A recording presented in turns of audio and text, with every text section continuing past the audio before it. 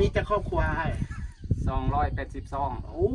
282เนาะส่วนหลายอยู่ดีเพิ่นเฮ็ดธรรมะธุรกิจอีหยังส่วนหลายปลูกเฮ็ดนาเฮ็ดไร่บ่หรือว่าจังได๋ให้ก็เฮ็ดแบบส่วนน้อยส่วนแรกมันส่วนมักเลยนี่ สวนมะเดือยปลูกอย่างเช่นนี่ เขา ข้าว ก็เข้าหน้า ข้าวนาข้าวให้โอเคครับอย่างซึมแผนกล้องให้เบิ่งอันครอบครัวเด้อ อย่างนี้นะคือแผนอื่นก็ยังมี อันนี้เป็นการลงมาหาดผ่านมาเบิ่งมาถามก่อนนี้สิมาพัฒนาสร้างเวียกให้ครับพ่อแม่พี่น้องบ้านเฮานี่แหละบ้านวังมานี่แหละเมืองสังทองเอาค่ะยินดีที่จะอยากมา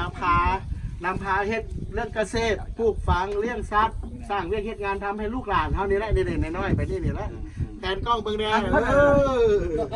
ทีมงานอนาคตแหละอันนี้น่ะ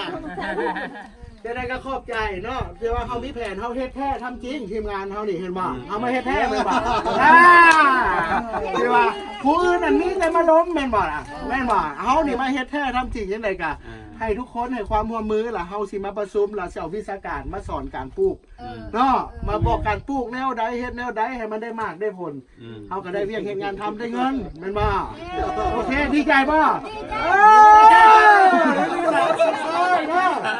ภาคหลายเนาะเอาสำหรับบ้านวังมามื้อนี้ก็ได้มาถามเพิ่นเด้อ เส้นยังได้ทางนี่มันงามนะ อยากได้ทางได้มันงาม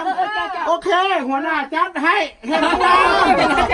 แล้วฝากไปให้อันน่ะหน่วยงานภาครัฐเพิ่นก็สิเห็นดีเพิ่นก็สิส่งเสริมเฮานี่แหละ การนี้เป็นผู้แล่นเอาหน่วยงานประสานหาภาครัฐให้เพิ่นสนับสนุน